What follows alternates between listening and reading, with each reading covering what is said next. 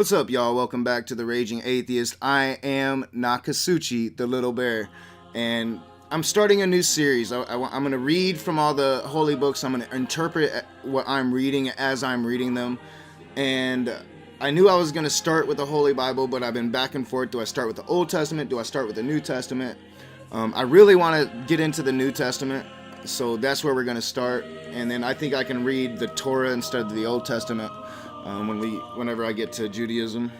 So without further ado, I want to talk about Christianity. Now, I find Christianity to be probably one of the most ludicrous religions, just for the simple fact that I don't believe Jesus Christ ever existed, not in the form of a man named Jesus, and the whole ideology behind Christianity is false, and it is flawed, and it's flawed from the very beginning. I'm going to start at the very first book of the New Testament in my Holy Bible, and it's the very first book of Mathew. Now, one of the things that Christians claim is that Jesus Christ is the Son of God, that Mary was a virgin, so Joseph's bloodline had nothing at all to do with Jesus Christ. Mary's bloodline produced Jesus, and God produced Jesus. But they also like to say that Jesus was the King of the Jews and a descendant of David. And it tells you where that blood would have came from. If he was truly a descendant of Abraham, a descendant of David and Solomon, that blood would have came from Joseph. So let's read, and forgive me, it's going to be boring, but this is the generations. This is the generations from Abraham to Jesus that they like to say proves that Jesus is the King of the Jews, which would fulfill prophecy, right? So if Jesus is to fulfill the prophecy and to be the Christ, and we know his name wasn't Jesus, but if he's to fulfill the prophecy and be the Christ, he must have that bloodline. So when they say that Mary was a virgin, they destroy any chance that Jesus would have ever been able to fulfill that prophecy. Now, before I start reading, understand, I'm not going to sit here and do the whole chapter. I'm not. This is going to be a very long series, and we're going to dissect it little pieces at a time. So I'm going to read until I think I've read enough, and I'm going to interpret until I think I've read enough. I'll mark where I end, and then the next time we'll take it up from where I left off. That's going to be the rules of this series. So here we go. The book of the generation of Jesus Christ, the son of David, the son of Abraham. So right there you have a falsitude, you have a contradiction. If he's the son of David, if he's the son of Abraham, how is he the son of God? How was Mary a virgin and never shared that DNA experience with Joseph to create Jesus, whose real name was Yahashua? I believe that's what it was. Abraham begat Isaac, and Isaac begat Jacob, and Jacob begat Judas and his brethren. And Judas begat Phares, and Zerah, and Thamar, and Phares begat Isram, and Isram begat Aram, and Aram begat Aminadab, and Aminadab begat Naason, and Naason begat Salmon,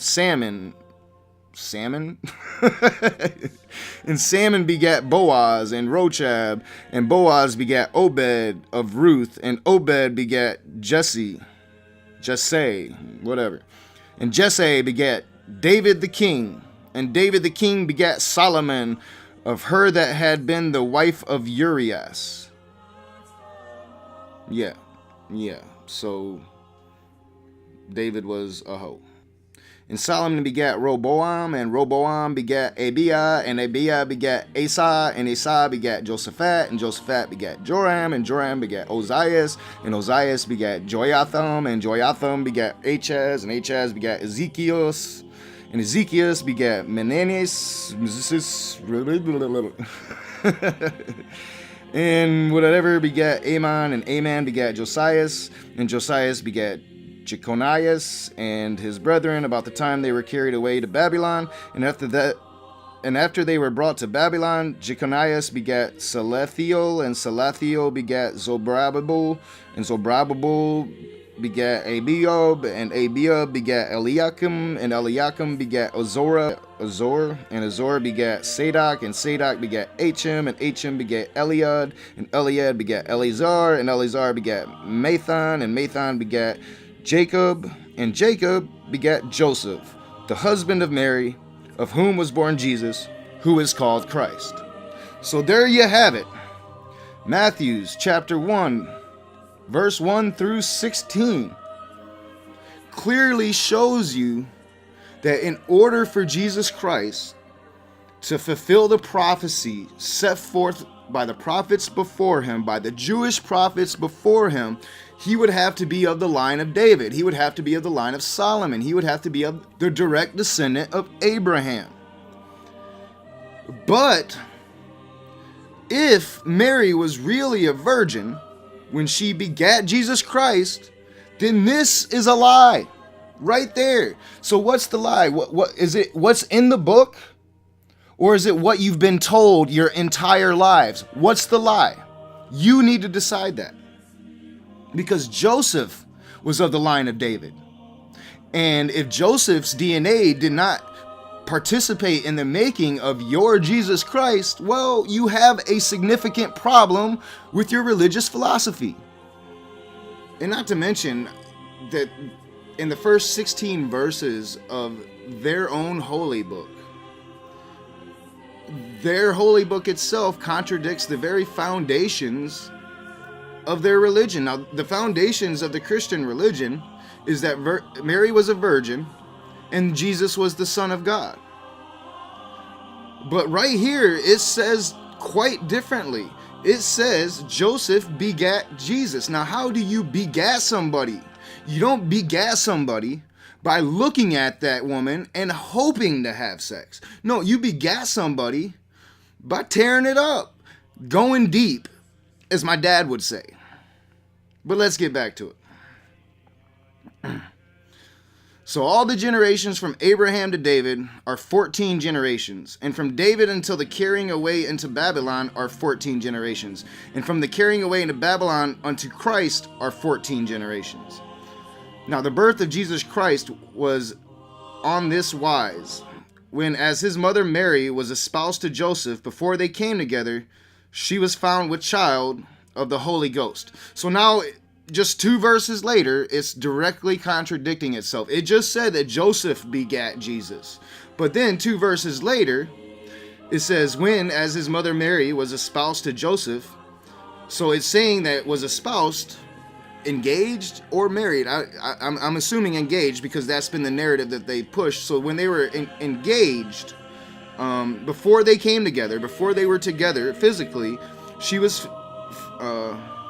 where am I at? She was found with child of the Holy Ghost.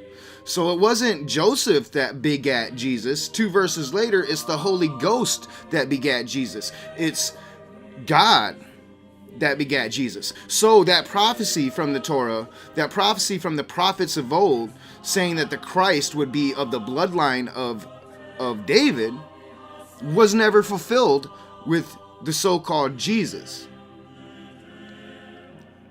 But let's move on. Then Joseph, her husband, being a just man and not willing to make her a public example, was minded to put her away privily. So being a just man, according to this, was breaking Jewish law. You see, if Mary had become pregnant before they were together under Jewish law, Joseph should have been the first one throwing the stone to kill her. That's the way it was. So, but he was a just man, so he broke God's law. Breaking God's law makes Joseph a just man, according to the gospel, according to Matthew. But while he thought on these things, behold, the angel of the Lord appeared unto him in a dream, saying, Joseph, thou son of David, fear not to take unto thee Mary thy wife, for that which is conceived in her is of the Holy Ghost. So it's saying right here that Joseph had a dream. And in this dream, an angel told him, hey, yo, don't worry about it. Don't worry about it. That's God's son, yo. And people believe that. All right, I have dreams all the time. I have dreams where I'm flying around the state of Tennessee. Does that make me Superman? It doesn't. It means I had a dream. All right, but the angel goes on and says, and she shall bring forth a son, and thou shalt call his name Jesus, for he shall save his people from their sins. So if the angel told them to call him Jesus, then why did they name him Yahashua? You know, Christians will say it's a translation problem, but it's not. It's not. Now all this was done. You know, if it was a translation problem, why did I have such hard time pronouncing all these names before? I don't have a hard time pronouncing Yahashua or Jesus. All right, so now all this was done that it might be fulfilled which was spoken of the Lord by the prophet, saying, behold, a virgin shall be with child, and shall bring forth a son, and they shall call his name Emmanuel, which being interpreted is God with us. Then Joseph, being raised from sleep, did as the angel of the Lord had bidden him, and took unto him his wife, and knew her not till she had brought forth her firstborn son, and he called his name Jesus. And that's chapter 1 of Matthew. Matthew chapter 2. Now, when Jesus was born in Bethlehem of Judea in the days of Herod the king, I'm fairly certain that history's debunked that claim, that there's just no way that timeline lines up. Behold, there came wise men from the east to Jerusalem, saying, where is he that is born King of the Jews? For we have seen his star in the east, and are come to worship him. They're looking in the wrong place, because as we just established, the Bible lied when it said Joseph begat Jesus, because the Holy Ghost begat Jesus, which means that Jesus doesn't have the bloodline which would make him the King of the Jews. See, this whole thing is full of contradictions. How can you even get through this first page of your holy book and not throw it in the garbage as a crock of lies? I mean, it's just full of lies right from the get. Everything contradicts itself. If there's something that's saying that the previous thing is a contradiction, one of those two things is a lie. That's how it works. When Herod the king had heard these things, he was troubled, and all Jerusalem with him. And when he had gathered all the chief priests and scribes of the people together, he demanded of them where Christ should be born. And they said unto him, in Bethlehem of Judea, for thus it is written by the prophet, and thou Bethlehem in the land of Judea art not the least among the princes of Judah, for out of thee shall come a governor that shall rule my people Israel. Then Herod, when he had privily called the wise men, inquired of them diligently what time the star appeared. And then he sent them to Bethlehem and said, go and search diligently for the young child, and when ye have found him, bring me word again, that I may come and worship him also. And when they had heard the king, they departed, and lo, the star which they saw in the east went before them, till it came and stood over where the young child was. So, I mean, let's go back and kind of decipher what we've been reading. So, you know, Herod brings all the chiefs and scholars of these religions to find out, all right, when is this child going to be born that's going to give me such trouble? And they say in Bethlehem. So he sends them out. So are these wise men that came to Jesus emissaries of King Herod? I mean, I'm very confused. And it says, you know, they departed, and lo, the star which they saw in the east went before them till it came and stood over where the young child was. So this star moved. This light in the sky moved. And I think you have right here the first description, and don't lose me here. This is just what I'm reading, but I mean, we can make this in terms that we would understand in the modern age. If we have a light in the sky that's moving, well, then we either have some form of aerial transportation going on. Something is in the air moving. It's not a star. We know that stars don't come down and move on Earth. If a star were to come down, guess what? It would engulf Earth, and everything on Earth would be destroyed. Earth itself would be destroyed. A star would destroy our planet. So it wasn't a star, but a light in the sky that was moving and guiding them to where Jesus was. That's very interesting to me. That's very interesting to me. And when they saw the star, they rejoiced with exceeding great joy. Now, what makes this star any different than any other star in the sky? You know, it might have been brighter if it was a particular star, But why would you rejoice at this star? And why would this star move? Obviously, this star was not a star, but this was the most accurate way that these primitive individuals that wrote this story to begin with could describe it. And when they were come into the house, they saw the young child with Mary his mother, and fell down and worshipped him. And when they had opened their treasure, they presented unto him gifts, gold, frankincense, and myrrh. So I think we're establishing that by Matthew's account, the three wise men weren't some nomads from the desert, but priests sent by Herod to find the child and then bring information back to Herod, so Herod supposedly could go worship the child himself. This is completely against the narrative that I always learned going to church as a child. And being warned of God in a dream that they should not return to Herod, they departed into their own country another way. And when they were departed, behold, the angel of the Lord appeareth to Joseph in a dream, saying, Arise, and take the young child and his mother, and flee into Egypt, and be thou there until I bring thee word, for Herod will seek the young child to destroy him. So in a dream, Joseph gets the warning, and he moves his kid to Egypt. And I think, what's her name? The woman that wrote all the vampire stories. I can't think of her name right now.